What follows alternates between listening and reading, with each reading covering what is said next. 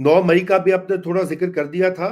ये एक दो सवाल भी आए हुए थे पहले, बल्कि किसी ने मुझे टेक्स्ट भी किया कि 9 मई में साहिर शमशाद मिर्जा जो है वो उनके रोल के बारे में थोड़ा सा और बताएं कि वो क्या उनको, क्या ये मुमकिन था कि वो उस दिन छुट्टी करवा सकते थे आसिम मुनीर की?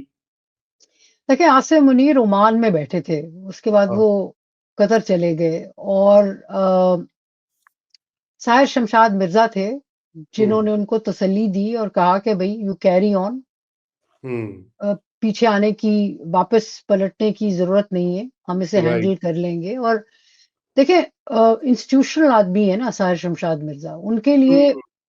ये था कि या कोई वो बगावत करते, कोई खिचड़ी पकाते and divide the institution. Right. और बात ये है कि किसी भी, मैं समझती हूँ अच्छे जर्नैल के लिए इंस्टीट्यूशन की इंटेग्रिटी, उसको कायम रखना जो है वो ज्यादा इम्पोर्टेंट है। एब्सोल्युट। तो इन्होंने भी यही असेस किया कि भाई अ, ये इंस्टीट्यूशन होगा तो आगे बात चलेगी। और उन्होंने फिर बल्कि आसिम मुनीर ने जो कम्युनिकेट किया जीओसी 10 डिव और 11 डिव लाहौर और जीओसी पेशावर से, तो उनको उस वक्त यही हुक्म दिया था कि डायरेक्टली ऑर्डर्स अब तुम चेयरमैन जॉइंट चीफ से लोगे, अब राइट। तुम अपने रिस्पेक्टिव कोर कमांडर्स से नहीं लोगे। तो ये ओके। बिल्कुल वो जर्नैल हैं जो कि who was the right hand man for Asim Munir, इनके साथ खड़े रहे। और उसकी वजह यही थी कि चाहे वो पसंद करते हों या ना करते हों, या उनकी अपनी इंटरेस्ट एट स्टेक भी थे, लेकिन मेरे ख्याल में उनकी असेसमेंट यही थी कि इंस्टीट्यूशनल इंटेग्रिटी के लिए यही ज़रूरी है कि जो अब बन गया है उसके साथ खड़े हो। तो ये उसके इनका रोल था।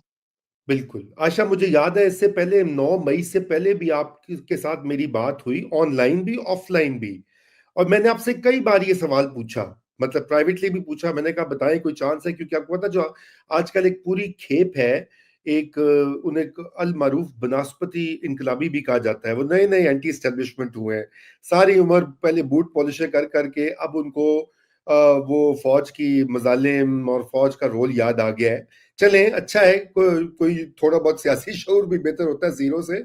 लेकिन वो अच्छा उनका दावा था, और मैं जिनसे बात करता वो कहते थे जी बड़ी गड़बड़ है, ये अंदर से इसका हो जाएगा। आप उस वक्त भी कहती थी कि ऐसा नहीं होगा, ये इदारा ऐसा नहीं छलता। तो मुझे यही, जो आपने अभी कमेंट भी कहा ना कि कुछ लोग मीडिया के ऊपर वो बातें कर रहे हैं, असल में उनका दोष नहीं है। उनको जो व्हाट्सएप के ऊपर वो पॉइंटर्स मिलते हैं ना कि जॉइंटनेस और ये और वो उसी को दोहरा देते हैं। दे डोंट इवन कोशिश भी नहीं करते कि कम से कम चले उसके बारे में गूगल सर्च ही कर ले, कोई और मुल्कों में देख ले क्या होता है, या चैट जीपीटी आजकल आ गया उसी से पूछ ले। नहीं, वो सीधा उसको रिपीट करते हैं। और ये ही हमारे पॉलिटिशियंस का भी आलम है, उनका भी यही हाल है कि दे डोंट, और ये भी बात हमारी होती रही है कि they don't really understand some of the basics about the institution. Imran Raza साहब। रज़ा अब तो वो ये सारे आपके जो व्हाट्सएप के एनालिस्ट हैं ना, उनको एक नया लफ्ज़ आ गया है, सिनर्जी।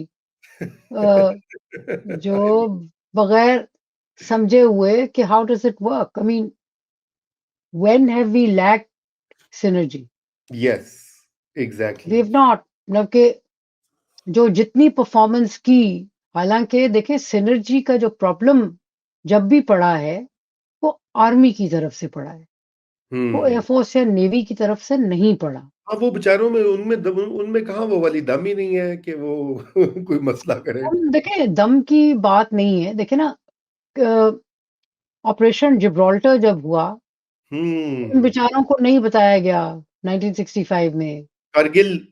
जब कारगिल हुआ तो इनको नहीं बताया हुआ, लेकिन जब खड़ा होना था तो ये खड़े हुए और हम्म। उन्होंने किया। आई मीन, सिनर्जी का जो प्रॉब्लम है, मैं आपको तो अगेन इम्पॉर्टेंट टू अंडरस्टैंड, कैसे पड़ता है आर्मी की लैक ऑफ अंडरस्टैंडिंग की वजह से। हम्म। मतलब ये कि जब कारगिल हुआ और इंडिया ने डिप्लॉय किए अपने जहाज, तो परवेज मुशर्रफ ने एयर मार्शल पीक्यू मैदी को बुलाया और कहा भी तुम भी लगाओ अब अपने जहाज। तो उन्होंने कहा जी हमारे पास इतने एसेट्स नहीं है, अगर हमने काउंटर लगा दिए जहाज तो हम्म। इज अ पॉसिबिलिटी कि इंडिया इंटरनेशनल बॉर्डर से दूसरा फ्रंट खोले। राइट। उस वक्त मुझे अपने एसेट्स चाहिए होंगे। सो हम्म। अब आप बताएं कि मैं अब इस्तेमाल करूं या तब इस्तेमाल करूं, क्योंकि उस राइट। वक्त प्रॉब्लम था कि पाकिस्तान के पास जहाज़ों की अ, कमी थी। ये मसाइल चल रहे थे और 98 में हमने जो एटॉमिक टेस्ट किए थे उसकी वजह से एम्बागो वगैरह भी था और इस किस्म के प्रॉब्लम चल रहे थे। तो दो तीनों सर्विसेज जहां जरूरत होती है, देखिए जहां बड़ी फौज it's boots on ground, right. जहां उन्हें और उनको जहां एयर कवर चाहिए होता है, तो एयरफोर्स जहां देना होता है एयर कवर देती है। और वो बिल्कुल कोऑर्डिनेशन, हमेशा से कोऑर्डिनेशन दैट वे रही है। अच्छा। हम अच्छा, ये जी एक राना रहील साहब हैं। उन्होंने बात ही खत्म कर दी। उन्होंने कहा, the force that has the ability to impose martial law should hold also hold the command authority. आगे इमोजी है स्माइल वाला। तो उन्होंने उन्हें कहें जी कि उनको तो बादशाह होना चाहिए। उन्होंने गाली मुका दी थी। उन्होंने क्या। हाँ, अच्छा, ये एक उमैर खोखर साहब है, उनका भी फनी कमेंट है। कह रहे हैं energy is electric supply company in Australia New Zealand. वाह जी उमैर साहब, thank you for very letting us good, no. Very अच्छा गुड, आयशा, वेरी ये गुड। पता है पहले कुछ सवाल थे मेरे, मैं असल में आपसे और बात करना चाहता, लेकिन 3-4 सवाल आए हैं अबाउट हाइब्रिड ऑर्डर।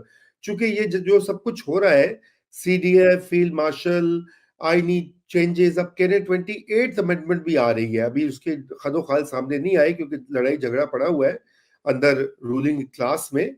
लेकिन वो कह रहे हैं कि आपने देखा होगा कि पाकिस्तान में भी डिबेट अब चल निकली है। मसलन मैं आपको बताता हूँ कि 3-4 लोगों ने ये कहा कि जी अब तो चाइना का राइज कर रहा है और वेस्टर्न डेमोक्रेसी जो है वो फॉल कर रही है। इंडिया, चाइना, ये सारे मुल्क जो है ये अथॉरिटेरियन या सेमी अथॉरिटेरियन जो है वो सिस्टम्स उन्होंने अडॉप्ट कर लिए हैं। पाकिस्तान भी उसी जो है डायरेक्शन में जाएगा और पाकिस्तान का भी फ्यूचर यही है कि यहाँ भी किसी ना किसी फॉर्म का अथॉरिटेरियनिज्म रहेगा। वैसे मैं उनसे ये कहता हूँ, पाकिस्तान में जमहूरियत आई कब थी? थी। लेकिन आप मुझे बताइए कि व्हाट डू यू सी, ये जो आर्ग्यूमेंट है looking at the global stage. आप, मुझे याद है पिछले साल आप अमेरिका आई थी, तो हमने उस वक्त अमेरिका के हवाले से भी एक आपने तकरीर की थी, रिमेंबर? चाइना का भी जी, आपने जी। उसमें जिक्र किया था। आपने यही डेमोक्रेसी के डिक्लाइन के बारे में बात की थी। तो आप क्या समझती हैं कि पाकिस्तान में भी ये जो चेंजेस आ रही हैं, ये कितनी एक ग्लोबल मोमेंट की नतीजा है या बिल्कुल प्योरली डोमेस्टिक पावर डायनेमिक्स है और मिक्स ऑफ बोथ? मैं तो कहती हूँ जी कि ग्लोबल हमें देख के चल रहा है, लगता तो ये है। देखिए ऐसा हमारे यहाँ कभी भी डेमोक्रेसी स्ट्रेंथन नहीं की। हम्म। एक चेंज आया 2008 में, जी। जिसमें अ, और हाइब्रिडिटी का सिलसिला हमारे यहाँ 2008 में शुरू होता है। हम्म। अ, और वो ये कि फौज के अंदर मेरे ख्याल में एक डिसीजन हुआ कि अब हमने स्टेट को टेक ओवर नहीं करना, हम्म। हमने गवर्नेंस को टेक ओवर करना है। राइट। और फिर जो जितने भी पॉलिटिशियन थे, चाहे वो शदीद डेमोक्रेसी डेमोक्रेसी का झंडा गाड़ने वाले मियां नवाज शरीफ हों, चाहे वो इमरान खान हो और उनकी तहरीक इंसाफ हो, इन सारों ने इनफैक्ट गवर्नेंस में फौज का रोल इंक्रीज किया।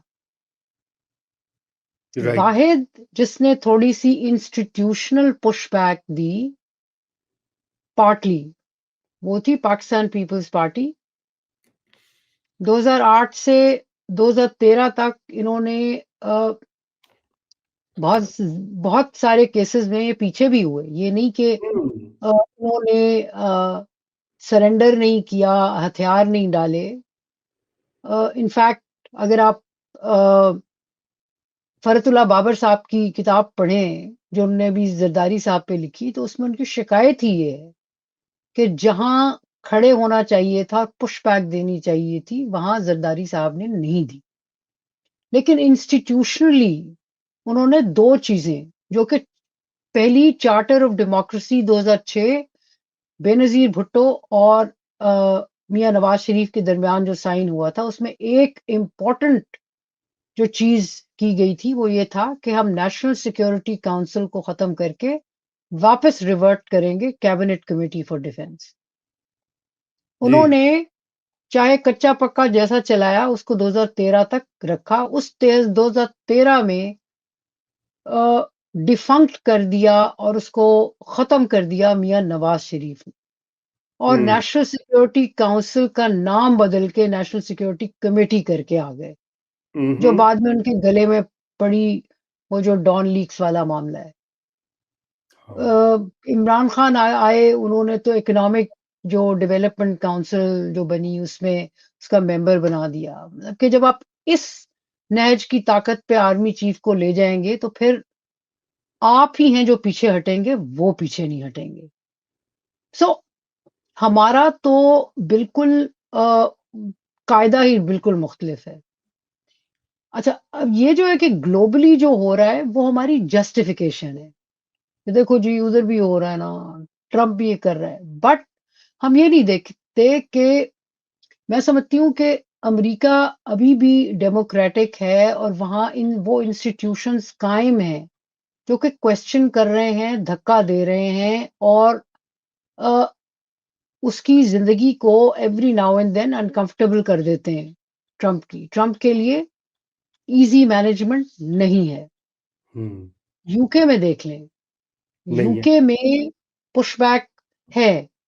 अब अथॉरिटेरियनिज्म दुनिया भर में बढ़ इसलिए रहा है क्योंकि जो लेफ्ट विंग की पार्टीज हैं, जो लिबरल पार्टीज हैं, उन्होंने डेमोक्रेसी में कभी इन्वेस्ट नहीं किया।